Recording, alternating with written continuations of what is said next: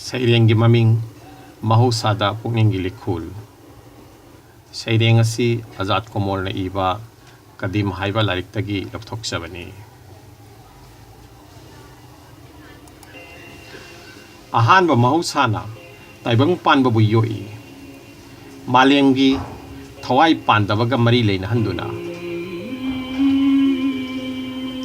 Hendok ngamdraba mari amagi khongsat semduna. Kaina napi gi mapantang, napi na kay gi mapantang. Lungsa mangal gi may kayda, machinjak pamba upal gi usana toy na longthori. Ahing bagi matikpu ba upal gi nunggi thawin sinni.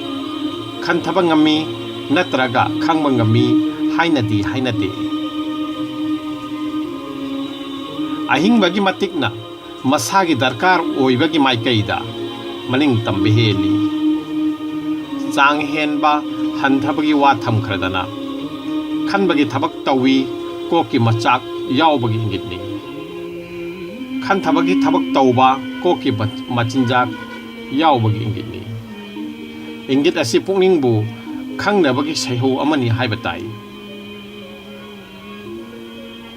ahing basingi awang ba thaki gun singi tinsinabagi thakta pungning thorakpani haibata kari ngakngai leibage pumnamak asi mahusa magi samudra ikhagi kongon nungda pumnamak asi mahusa magi samudra ikhagi kongreng nungda lual ibam mamal lekmam draba mani muktani da